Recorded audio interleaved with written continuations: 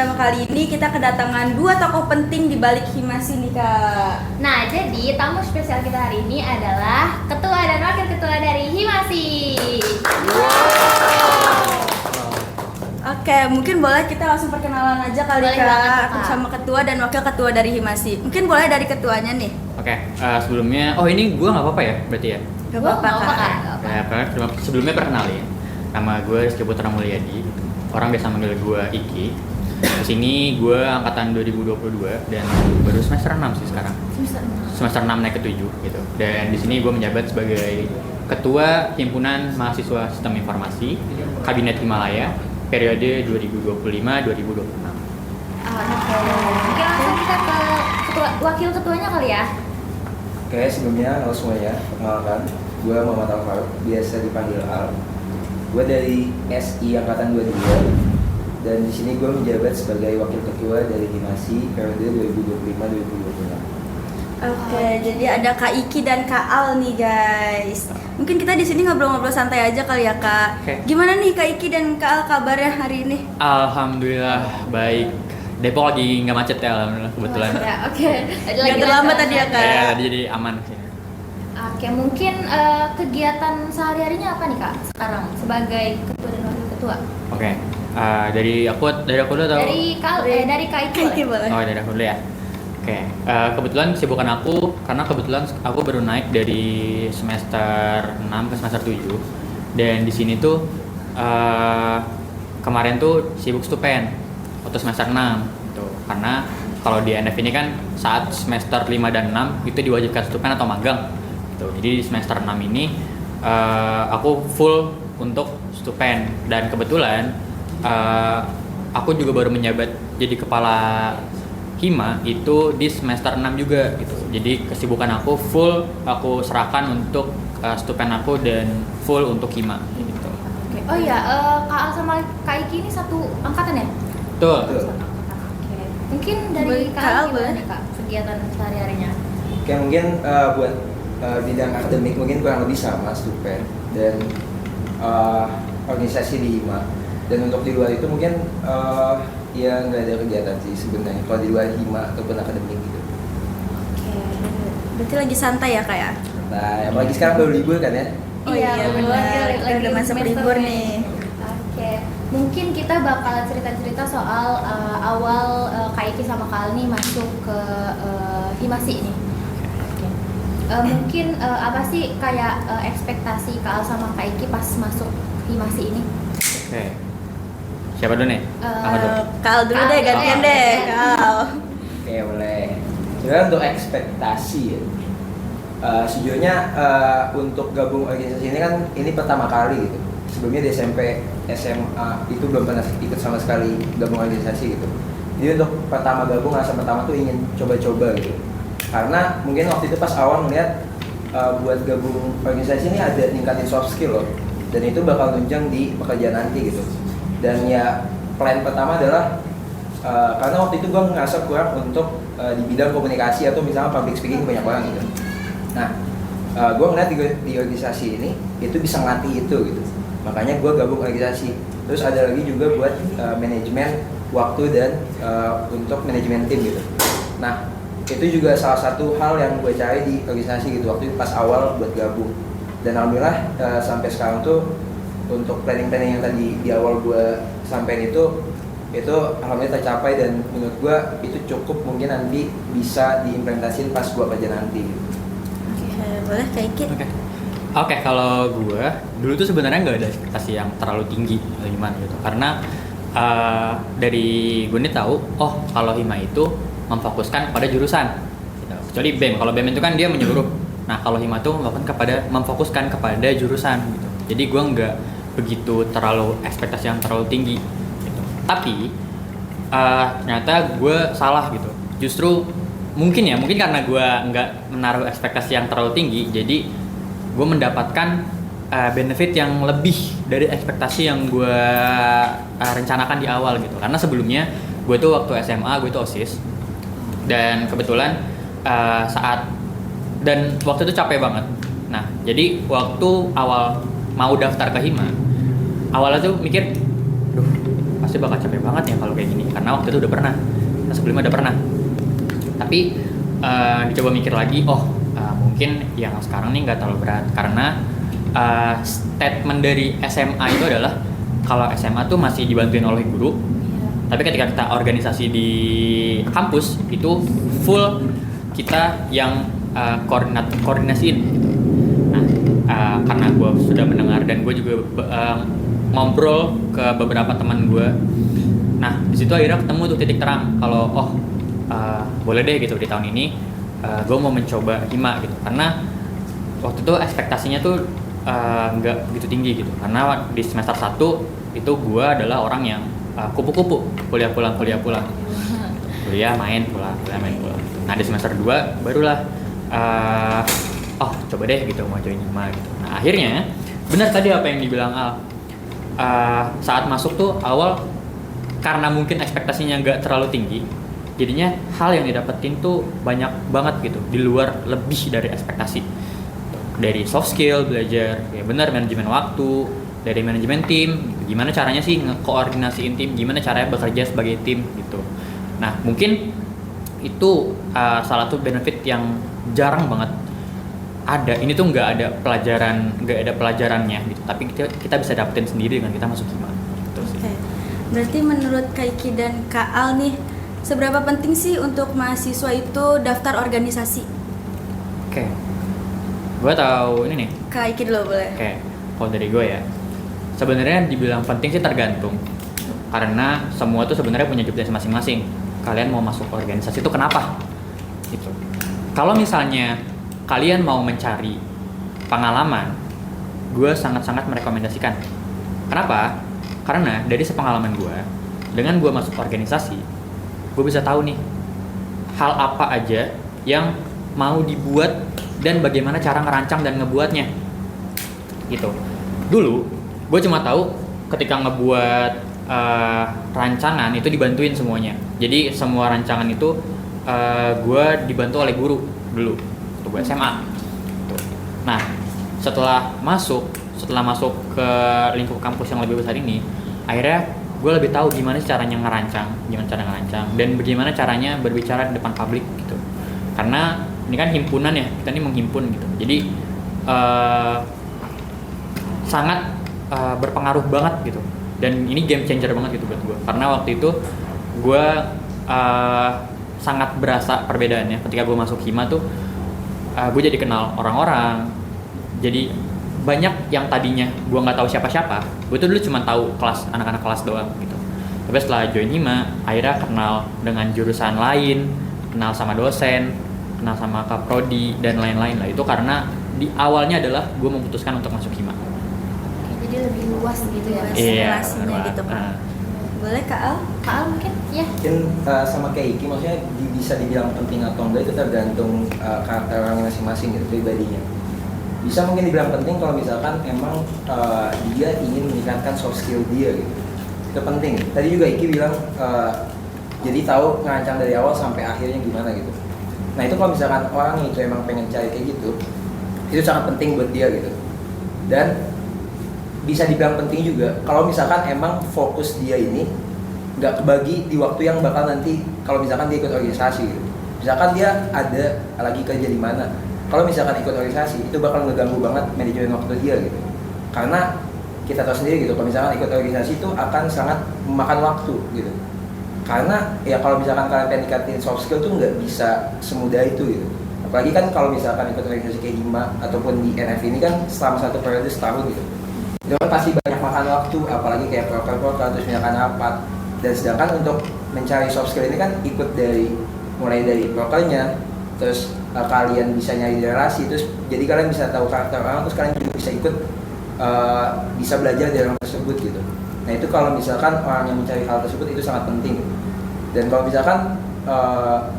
misalkan dia emang pengen fokus ke hal-hal yang teknis pekerjaan, bisa dibilang kalau misalkan kalian fokus di sono, ya kalian fokus ke kerjaan kalian aja gitu. Dibanding kalian harus keganggu dengan, sebenarnya nggak ganggu, cuman daripada harus ngeganggu manajemen waktu kalian ikut organisasi gitu. Ya berarti lebih ke kayak soft skill gitu-gitu ya Kak. sebelum kalau boleh tahu nih Kak, sebelum Kakak menjabat jadi ketua sama wakil, itu sebelumnya Kakak ada di divisi apa sih di Hima ini? Kan nggak mungkin langsung jadi ketua ya? Iya, pasti ada ininya dulu. Oke. Siapa dulu nih? Boleh, Kak Iki. Aku dulu. Iya. Oke, karena kebetulan aku di sini udah 3 periode. Aku udah semester 2, semester 4 dan sekarang semester 6. Dulu tuh aku mulai semuanya dari divisi advokasi. Dulu tuh namanya masih advokasi. Nah, ini divisi yang menampung aspirasi dari para mahasiswa sistem informasi. Tuh, jadi dulu tuh benar-benar mulai semua dari awal tuh di advokasi, dan di situ tuh benar-benar belajar dari awal gitu. Apa sih keluhan-keluhan mahasiswa yang ada di SI ini gitu? Dari entah itu dari masalah belajar, dari masalah pribadi dia, bahkan ada yang curhat-curhat masalah percintaannya juga ya. Ya banyak banget gitu waktu itu. Gitu. Nah, setelah dari student advokasi, dari advokasi itu aku naik jadi kepala divisi humas. Tuh, naik kepala divisi humas, ya akhirnya di kepala divisi humas ini aku belajar gimana caranya manage tim. Dan pertama kalinya ini ada proker-proker yang keluar. Dulu tuh semua proker hampir di dalam semua. Ada berapa tuh Kak kira-kira? Dulu tuh berapa ya? Sekitar 2 sampai 3 sih gitu. Karena dulu tuh proker cuma 1. Gitu. Karena masih baru banget kan. Ini tuh udah berjalan, berarti dengan kabinet sekarang baru periode ketiga. Jadi tahun kemarin masih periode kedua. Dan itu nambah gitu proker. Dulu tuh hanya studi banding aja. Proker tuh. Iya, jadi cuman kita baru mau tahu apa sih di kampus lain tuh flow-nya seperti apa di divisi humas dulu. Sekarang saat waktu masih jadi kepala divisi itu aku ngebuat satu proker namanya tuh Himasi Mengajar. Ya, dulu tuh namanya Himasi Mengajar. Nah, di situ kita ke suatu panti asuhan dan itu alhamdulillahnya berhasil gitu lumayan. Tuh. Nah, setelah itu barulah aku sekarang jabat sebagai ketua dari dari ketua Himasi kayak gitu. Berarti kalau dulu humas itu kalau sekarang tuh namanya public relation. Siap, ya? benar sekali, aku juga kayak mengubah. divisi kita sekarang ya Kak. Itu aku situ tuh. Oke, mungkin boleh ke Kak Al sekarang. Oke, mungkin kalau dari gue awal masuk Himasi itu pertama yang pasti jadi staff. Dan untuk divisinya itu divisi minat bakat, di mana divisi minat bakat ini untuk mewadahi mahasiswa SI yang mempunyai minat ataupun bakat. Entah itu dari mungkin kita memberinya itu sebuah materi, session materi, ataupun langsung kayak permainan habit minat mereka itu apa, bakat-bakat mereka itu apa. Dan untuk di periode pertama itu seingat gua itu ada proker seminar itu public speaking, dan itu alhamdulillah sangat berhasil gitu. Dan banyak ternyata mahasiswa di S itu banyak gitu yang minat untuk bisa public speaking gitu. Oke. Terus mungkin untuk yang kedua selanjutnya gue naik jadi kepala divisi minat bakat lagi. Dan di sini itu baru mulai lumayan banyak nih prokernya gitu. Kan yang pertama karena mungkin masih ini baru ngerintis, jadi prokernya dikit dan kita masih belajar banyak gitu, ke organisasi lain gitu. Dan di periode yang kedua ini baru nih proker tuh banyak gitu. Yang pertama yang proker tuh kalau nggak minat bakat ada visit company, dimana visit company ini tuh ngunjungin perusahaan buat kita bekerja secara langsung gitu. Dan alhamdulillah kemarin terlaksana ke NFA. Oke, terus kemarin juga kita ada proker habit baru atau proker itu BBM, dan itu baru banget bisa dilaksanain di periode kemarin gitu. Dan alhamdulillah tuh mahasiswa tuh ternyata lumayan loh yang pengen ada minat buat itu, karena mungkin mereka BBM ini kan belajar bareng mahasiswa ya. Mungkin mereka kesusahan untuk membantu UTS mereka atau matkul-matkul mereka gitu. Dan ya terakhir di sini gue naik lanjutnya menjadi wakilnya dari Ki. Berarti bisa dibilang kayak Ki sama kali ini bergabung di Himas ini tuh dari awal Himasi bangun gitu Iya, ya. benar. Oke, tadi juga kan Kak Al singgung nih kalau berorganisasi tuh butuh waktu, memakan waktu yang banyak gitu. Nah, Kak Iki dan Kak Al juga udah masuk semester ke-7 ya? 6 ke-7, naik 6 ke-7. Gimana sih cara kakak tuh ngatur waktu gitu antara waktu belajar, kehidupan sehari-hari sama berorganisasi ini? Apalagi sekarang udah jadi ketua dan wakil ketua. Siapa dulu nih? Kak Al, Kak Al, boleh. gantian deh. Sebenarnya terkait manajemen waktu ini, menurut gue tuh hal yang sangat sulit ya. Walaupun kita udah lama, tapi manajemen waktu ini terus kita harus terus improve gitu. Dan untuk sampai sekarang sih, menurut gue yang paling cocok di gue adalah implementasinya adalah membagi waktu. Kalau akademik, kalau gue sendiri lebih lancar pengajaran di malam hari gitu, dibanding dari pagi sampai sore. Jadi kebanyakan kalau misalkan ada tugas atau misalkan apapun itu dari kampus atau misalkan stupen kemarin, itu pengajarannya tuh di malam hari gitu. Dan gue bisa fokus di untuk organisasi ini tuh dari pagi sampai sore. Walaupun nanti misalkan ada di organisasi ini ada rapat di malam hari, itu masih alhamdulillah gue masih bisa ngebagi waktu buat misalkan di jam 8 rapat nih kita nih sampai jam 9 misalkan. Nah, alhamdulillah gue masih bisa ngatur waktu untuk pengajian tugas tuh misalkan dari maghrib sebelum rapat, nanti di skip rapat baru lanjut pengajian tugas setelah rapat lagi gitu. Alhamdulillah sampai sekarang sih lancar-lancar aja gitu. Berarti kalau Kak Al nih buat akademiknya lebih aktif di malam hari gitu. Lebih lancar. Kayak lebih lancar gitu otaknya ya. Oke, boleh Kak Iki. Oke, kalau aku dulu aku tuh coba berbagai macam metode buat ngatur manajemen waktu ini. Dulu tuh berantakan banget, jujur awal-awal masuk itu berantakan banget. Masih belum tahu gimana caranya misahin organisasi sama akademik, belum lagi sama acara-acara di luar kampus. Nah, tapi ada momen dimana apa gue coba atur waktu satu hari ya gitu. Jadi gue coba planning satu hari itu ngapain aja. Jam 7 harus ngapain, jam 8 harus ngapain, jam 7 sampai jam 10 harus ngapain, jam 12 harus sampai jam ngapain, jam 7 sampai jam 8 malam harus ngapain.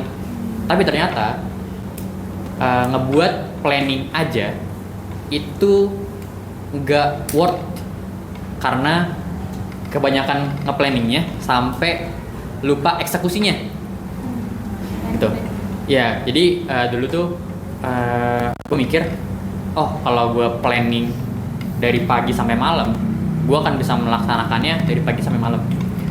Tapi ternyata hal-hal yang nggak terplan itu malah bisa ngacauin semuanya gitu. Jadi waktu itu udah bikin plan nih dari bangun dari jam 5 pagi sampai jam 12 malam atau sampai jam 10 malam. Tapi udah sampai di plan aja. Di hari selanjutnya tuh nggak tereksekusi gitu. Nah, akhirnya setelah coba riset beberapa lama, akhirnya nemu metode yang cocok kalau buat diri gue sendiri. Nah, itu adalah catat hal-hal yang penting yang sekiranya mau dikerjain terlebih dulu gitu. Atau misal gue mau ngerjain tugas dari jam 7 sampai jam 12. Udah jam 7 sampai jam 12 itu jam 7 sampai 12 itu full untuk aplikasikan kepada tugas gitu. Nah, itu nggak harus yang sampai jam 7 sampai jam 12, itu bisa sampai jam 10 sampai jam 11. Sisanya adalah untuk resting gitu, untuk istirahat. Nah, ternyata waktu kosongnya itu di jam 12 sampai jam 5, dulu tuh gue atur semuanya. Jam 12 sampai jam 1 makan, jam 1 sampai jam 3 itu aktivitas gitu. Berarti hal kecil juga diatur. Iya, lengkap ya. lengkap. Tapi ternyata hal kayak gitu malah ngerugiin diri gue sendiri. Karena hal kayak gitu jadinya gue nggak jadi kayak nggak punya waktu kosong gitu. Akhirnya gue coba untuk waktu yang itu udah biarin aja. Tapi waktu yang lain misal ada rapat jam 8 itu dicatat gitu. Jadi ada waktu luang dan ada waktu untuk himanya sendiri gitu. Ada jam 8 sampai jam 10 misal kita untuk rapat. Nah, itu dicatat. Jadi misal di besok misalnya ada apa? Ada rapat soal apa gitu misalnya. Jadi saat jam 7 sampai jam 12 itu fokus untuk akademik. Nah, di jam sisanya yang kosong itu bisa dipakai untuk diri sendiri gitu. Jadi kita nggak terlalu capek, kita nggak overwhelmed, kita nggak mikirin harus fokus ke satu yang ini gitu. Kita nggak mikirin jatuh. Kita nggak mikirin harus fokus sesuai dengan schedule yang udah kita tentuin gitu. gitu. Jadi kita nggak kayak dikejar-kejar waktu gitu. Jadi Kak Iki sama Kak Al juga pakai beberapa metode dulu sampai nemuin metode Yang cocok nih buat buat gitu Iya, mereka benar. sendiri. Oke nih Kak, mungkin selanjutnya ini adalah pertanyaan yang sering banget aku temuin, mulai dari teman-teman aku juga banyak sih yang tanya kayak emang manfaat ikutan organisasi itu apa sih, ikutan himasi itu apa sih, terus apa ikut himasi ini atau ikut organisasi itu bisa jadi jembatan kita ke dunia kerja gitu. Mungkin menurut Kak Iki sama Kak Al gimana? Dari Kak Iki dulu boleh? Oke. Sebenarnya ya seperti yang tadi dibilang juga, ini tuh tergantung dari kitanya gitu. Jadi sebenarnya organisasi ini tuh hanya sebagai jembatan kita untuk mencapai hal yang kita mau gitu. Nah di sini karena tadi menurut aku ekspektasi aku agak sedikit aku turunin, jadinya saat dapat hasil yang lebih, aku seneng nih karena aku dapat hasil yang lebih banyak daripada yang aku ekspektasiin gitu. Nah terus aku tuh ngerasa relate banget gitu, karena yang pertama saat masuk itu aku jadi tahu nih ngerancang suatu proker ini tuh sebenarnya tuh sama kayak project gitu. Jadi kalau misalnya kita buat project di luar itu relevan gitu. Kalau misalnya kita buat project dari project marketing atau misalnya project yang lain itu sebenarnya berkesinambungan sama proker gitu. Jadi gimana caranya ngebangun proker? Apakah ada mitigasi dari kalau misalnya proker ini kenapa, kita solusinya apa gitu. Ini tuh bisa ngelatih banyak hal gitu. Jadi aku mungkin nggak setuju kalau misalnya orang bilang nggak ada manfaatnya atau manfaatnya kurang gitu. Karena menurut aku yang aku dapetin itu banyak gitu. Yang pertama soal problem solving. Gimana sih caranya kita membuat mitigasi kalau misalnya proker itu nggak berjalan sesuai rencana gitu. Terus gimana caranya kita nyelesain kalau misalnya ada masalah nih di proker, apakah misalnya tiba-tiba hujan atau misalnya tiba-tiba ada hal-hal yang kita kaget ternyata itu tuh nggak sesuai sama rencana kita di awal gitu. Nah, masuk organisasi itu menurut aku bisa relevan ke hal-hal semacam itu, project dan soal manajemen waktu juga yang tadi udah jelasin sama kita berdua juga. Ini penting banget karena menurut aku ini juga salah satu hal yang kita dapetin gitu di hima atau di organisasi ini. Dan menurut aku ya organisasi ini tuh kita nggak bisa dapat di mana-mana lagi gitu, karena kita masuk hima atau kita masuk di organisasi gitu, saat kita udah kerja nanti itu udah nggak ada, kita udah nggak bakal nemu lagi, kita udah nggak bakal bisa dapetin lagi gitu, karena kita nggak mungkin kan masuk kuliah lagi ngulang cuman gara-gara pengen di organisasi gitu ya. Nah jadi ketika kita udah lulus, kita udah akan masuk ke dunia kerja gitu, kita udah akan mempersiapkan. Sebenarnya tergantung urgensinya, tapi kalau menurut aku di hima ini tuh adalah salah satu yang ini tuh aku nggak bisa ulang. Ini tuh hanya ada di kampus, dan kalau aku ngelewatin ini berarti aku ngelewatin ini untuk selamanya gitu. Jadi ini ibaratnya tuh ini adalah one stand, salah satu organisasi yang aku perjuangin banget gitu, karena menurut aku ini tuh penting dan ini tuh bisa relevan juga ke nanti soft skill yang kita harus kuasain di masa depan nanti gitu. Belum dari kerjaan, gimana caranya ngatur waktu, yang tadi dijelasin juga, gimana caranya kita bisa manage tim gitu. Apalagi ini penting banget ya, karena manage tim itu karena kita tuh nanti pasti akan bekerja sebagai tim. Hampir ya sebagian besar, kalau misalnya kecuali ke pekerjaan-pekerjaan yang data atau yang nggak perlu tim gitu. Tapi untuk pekerjaan-pekerjaan yang membutuhkan tim itu tuh kita harus tahu gitu pembagian itu seperti apa, manajemen itu seperti apa. Nah menurut aku organisasi hima tuh tujuannya untuk itu, melatih dulu supaya kalian nggak takut salah. Kalau misalnya kalian salah di perusahaan, itu perusahaan akan rugi banyak gitu. Kalau kalian salah dan mencoba itu di hima, kalian bisa tahu proses dari kesalahannya itu apa dan gimana caranya kalian bisa mencapai solusinya. Kalian bisa nyari solusinya itu apa tanpa kalian takut, tanpa kalian ragu itu untuk merugikan banyak orang gitu. Berarti banyak banget ya Kak manfaatnya Kak Iki dapat Iya, betul. ikut organisasi ini gitu ya. Betul. Oke. Mungkin kita dari Kak Al kali ya, kita dengar Oke. pendapat dari Kak Al. Oke, mungkin dari gue itu untuk hal-hal yang tadi dibahas Iki udah bener banget. Mungkin dari gue ingin menambahkan satu hal. nanti mungkin manfaatnya apa sih di dunia pekerjaan nanti. Ini hal penting juga menurut gue, manajemen emosional. Menurut gue itu tuh sangat dipelajari kalau misalnya di organisasi. Misalkan kita punya pendapat, tapi misalkan gak diterima oleh orang-orang, kita tuh bereaksinya harus kayak gimana sih gitu. Apakah harus marah? Kalau marah ada efeknya nanti. Kalau misalkan nggak marah, juga misalkan pendapat kalian nggak bisa didengar, ya kalian harus problem solving lah di situ. Cuman manajemen emosional ini sangat penting karena dari pengalaman temen gue sendiri pun yang udah di dunia kerja, itu tuh kalau misalkan ada masalah personal, itu sangat mengganggu pekerjaan. Dia bilang gitu, maksud cerita dia itu sangat mengganggu pekerjaan. Walaupun tadi yang dibahas manajemen waktu itu penting. Kalau misalkan manajemen waktunya udah terorganisir nih, manajemen emosional belum bisa nih, mental kalian kena gitu, itu sangat mengganggu pekerjaan. Nah, menurut gue di organisasi ini juga sangat itu akan dipelajari dan itu manfaat yang akan kalian dapatkan gitu. Misalkan kalian ada konflik dengan teman-teman kalian, pasti di sini kan kalian belajar lebih dini dibandingkan di pekerjaan gitu. Kalian ada manajemen konflik, itu akan melatih manajemen emosional kalian gitu, sebelum nanti terjun ke dunia pekerjaan gitu. Dan ya itu salah satu yang sangat penting gitu. Apalagi mungkin Gen Z sekarang emosional ini sangat dijaga gitu ya, mental ini sangat dijaga gitu kan. Nah ini itu penting banget gitu. Kalian harus tahu lebih dini, mungkin di perguruan ini atau mungkin kalian di SMA juga belajar gitu. Ternyata banyak banget ya manfaat yang udah dirasain sama Kak Iki dan Kak Al ini. Bukan cuma soal public speaking juga ya, tapi kayak problem solving, terus juga emotional intelligence juga kita bisa dapat ya di organisasi. Betul. Oke, nih Kak Iki sama Kak Al kan udah 3 periode nih di Himasi ini. Pernah nggak sih kakak-kakak tuh ngerasa kayak hal yang udah dilakuin di organisasi itu ngerasa sia-sia gitu?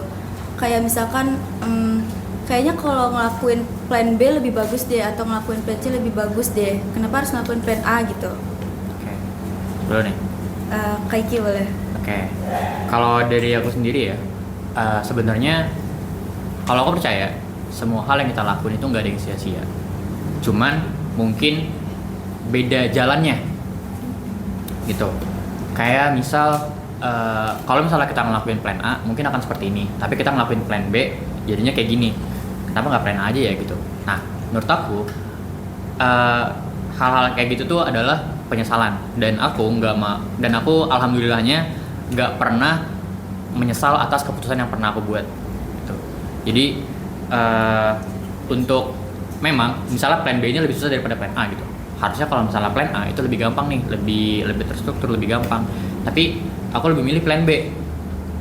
Nah, yaudah aku mikir gimana caranya plan B ini bisa berjalan lebih baik gitu, daripada harus menyesali kalau kenapa kita nggak pilih plan A gitu. Karena yang aku percaya dari dulu, kita ngelakuin sesuatu pasti ada konsekuensi, pasti ada ganjarannya, atau pasti kita tuh mikir dulu gitu sebelum kita memutuskan sesuatu. Nah, akhirnya kita memutuskan dan itulah yang terjadi gitu. Kayak contoh di sini tuh aku mengubah semua divisi dari bahasa Indonesia ke bahasa Inggris.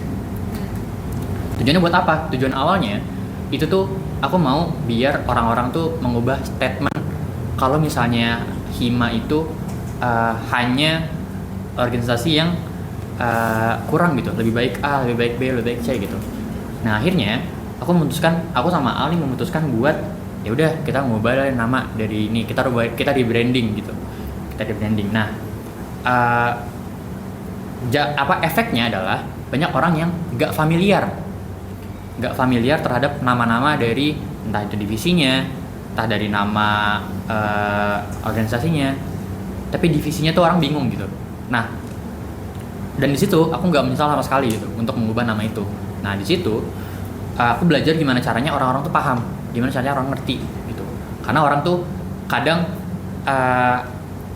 ada yang cuma bisa dengar tapi nggak paham gitu. Misal kita nangkepnya tuh beda dengan apa yang kalian tangkap gitu. Makanya akhirnya aku memutuskan buat ganti dan kita coba dari awal, kita benar-benar ya mungkin emang sebelumnya baru 3 tahun berdiri, tapi di tahun ketiga kita coba di branding semuanya, kita coba di branding apakah berhasil. Dan dan aku cukup puas alhamdulillah dengan hasilnya, dan aku nggak pernah nyesal untuk mengubah nama-nama dari divisi ini gitu sih. Keren ya kak ya jawabannya. Dan ada berani gitu buat ngubah nama-nama divisi yang udah ada. Oke, Kak Al, boleh? Oke, tadi pertanyaannya mungkin ngerasa ada yang pernah sia-sia nggak ya ngelakuin gitu. Mungkin kalau misalkan tadi yang bilang Niki nggak pernah ngerasa sia-sia karena pasti ada pembelajaran. Betul. Karena kalau misalkan bisa dibilang sia-sia kalau misalkan kita mikir jangka pendek gitu. Misalkan kita awalnya plan A terus nggak disetujuin, lanjut ke plan B yang disetujuin gitu. Mungkin pas di saat itu kita mikir kenapa sih kok nggak disetujuin, terus sia-sia nih apa yang udah gue buat gitu. Tapi kalau misalnya kita lanjutin plan B terus kita lebih perbagus lagi plan B, mungkin nanti pembelajaran beda lagi yang kalian dapat gitu. Pada akhirnya ya kalian nggak merasa sia-sia terus malah dapat pembelajaran baru gitu. Nah ya sampai sekarang pun mungkin banyak plan-plan yang gua ataupun Iki ataupun kalian gitu yang mungkin banyak plan yang di awal tuh sangat berbeda sampai akhirnya plan yang dijalanin gitu. Tapi apakah merasa sia-sia? Enggak kan? Maksudnya pasti ada pembelajaran yang dapat gitu. Dan ya sampai sekarang pun lancar-lancar aja gitu.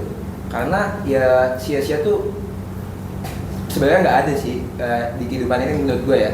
Sia-sia ini tuh nggak ada gitu. Karena ya setiap jalan itu ada pembelajarannya masing-masing gitu. Jadi ya sampai sekarang gue nggak merasa sia-sia untuk menjalankan suatu hal di masa ini gitu.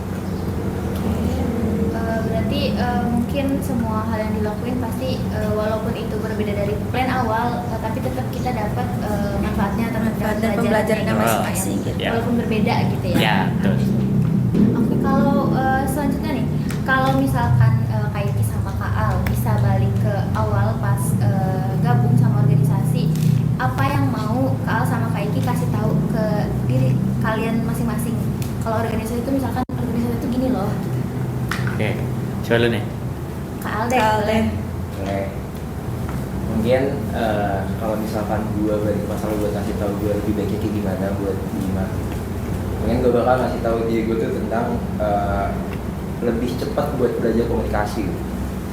Karena jujur mungkin di awal waktu Bima itu gue adalah orang yang mungkin kurang komunikasi di luar pekerjaan. Tapi ternyata di luar pekerjaan tuh misalkan harus kenal personal per orangnya itu tuh penting banget gitu. Ternyata gue telat menyadari gitu dan baru menyadari mungkin beberapa belakangan ini gitu, beberapa bulan atau beberapa tahun belakangan ini baru sadar gitu. Ternyata hal itu tuh penting banget karena kalau misalkan kalian cuma bahas pekerjaan itu tuh kalian gak bisa kenal orangnya gimana, terus kalian gak bisa menilai karakter orangnya gimana. Misalkan nanti kalian ditugaskan baru, itu akan susah lagi nih buat bonding mengerjakan tugas yang sama gitu. Dan ya mungkin menurut gua pelajarannya adalah mungkin kalian yang nanti pengen masuk Hima itu adalah kalian saat masuk itu mungkin untuk awal perbanyak belajar komunikasi gitu. Karena itu yang akan membantu kalian buat pekerjaan nantinya, buat meningkatkan hard skill kalian, soft skill kalian. Itu sangat meningkat kalau misalkan kalian udah saling kenal satu sama lain. Berarti kayak mungkin pas mau masuk itu kayak lebih berbaur sama banyak orang. Betul. Gitu ya Kak. Oke, mungkin dari Kak Iki sekarang. Oke, iya bener banget yang dibilang sama Al. Dan kalau dari gue, kalau misalnya gue dari dulu itu bisa balik ke masa lalu dan gue akan bertemu nih sama diri gue di masa lalu, gue akan nyuruh diri gue buat konsisten lebih cepat gitu. Karena gue baru bisa konsisten dan gue baru bisa baru bisa yang benar-benar komitmen itu adalah ketika gue di tahun kedua. Di tahun pertama itu gue hanya menjalankan tugas apa yang diperintahkan. Ketika gue disuruh ini baru gue kerjain, ketika gue disuruh ini gue baru kerjain. Nah gue telat menyadari bahwa ketika kita udah masuk suatu organisasi, kita tuh bisa loh melakukan terobosan di situ. Kita tuh bisa loh mengajukan kalau misalnya kita buat ini tuh bisa atau enggak sih gitu. Kita tuh bisa, tapi mungkin yang gue akan kasih tahu adalah ya udah kalau misalnya masuk nih udah komitmen sejak awal dan konsisten sejak awal gitu. Ya jadi kalau misalnya memang pengen buat sesuatu buat gitu, jangan ragu buat gitu. Karena bukan penyesalan sih jatuhnya. Yang gue telat sadarin adalah, oh kita ini udah masuk di suatu instansi, kita bisa loh gitu mencoba buat membuat sesuatu yang baru atau bisa ngebuat sesuatu yang baru gitu agar kedepannya lebih baik gitu. Tapi gue baru sadar itu setelah tahun kedua gitu. Setelah tahun kedua tuh baru sadar. Jadi kalau gue bisa balik masa lalu, gue akan bilang sadar, cepat sadar. Gitu. Oke Kak, boleh dong satu pesan gitu buat orang-orang mungkin yang baru mau daftar organisasi nih gitu, buat maba-maba. Oke. Buat maba ya. Ya. Kayak buat maba-maba, buat kalian yang baru masuk dan ragu buat milih organisasi apa, jangan lupa join Himasi. Dari Kak Kak dong, Kak Al. mungkin yang mau masuk ke Himasi gitu. Oke, mungkin ini kalimat ajakan ya. Ya boleh apa aja Kak, apa aja. Mungkin kalian untuk maba-maba yang baru join di kampus gitu. Kalau misalkan kalian baru pengen belajar organisasi, itu cocok banget kalau misalkan kalian ikut organisasi itu yang masih himpunan-himpunan kehimasi misalnya contohnya. Karena di sini tuh kalian masih bisa belajar gitu, dan tidak terlalu dituntut untuk kalau serius misalkan di yang udah ranahnya mungkin ya organisasi A, B, C selanjutnya gitu. Cuman kalian di Hima ini masih bisa belajar walaupun ya nggak main-main sih, maksudnya tetap belajar gitu, masih bisa belajar dari nol gitu. Karena ya semuanya bertumbuh dari awal gitu. Kalau misalkan kalian pengen langsung serius pun itu nggak bisa gitu. Kalian harus belajar dari awal baru paham bisa ke jenjang selanjutnya. Dan Hima sih sangat cocok teman-teman. Kak, satu pertanyaan terakhir. Apa tuh? Nggak pertanyaan aja. Kayak boleh dong satu kata buat Himasi dari kakak satu. Satu kata. Satu kata untuk Himasi. Satu kata banget. Ya. Satu kata banget. Satu Mungkin kalimat deh, kalau kalimat deh. bareng lebih ini kali ya. Oh, bareng. Jadi Satu gimana nih? kalimat deh. Siapa dulu nih? Ya udah deh Kak Al dulu boleh. Oke. Satu kata nih. Ya udah satu kata. Satu kalimat. Satu kalimat. Apa ya? Buat kalian yang ingin belajar, Himasi adalah tempat belajar yang paling pas untuk awal kalian. Kaiki. Oke. Satu kalimat ya berarti ya. Ya. Oke. Berarti organisasi terbaik adalah Himasi.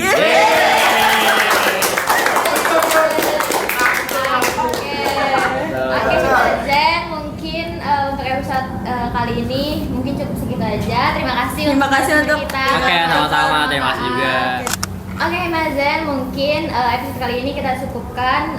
Mungkin buat teman-teman Mazen yang masih bingung kayak organisasi itu apa, mungkin episode ini bisa membantu kalian untuk explore lebih jauh lagi tentang organisasi. Mungkin cukup sekian episode kali ini. Jangan lupa like, Like, comment, and subscribe. Yeay.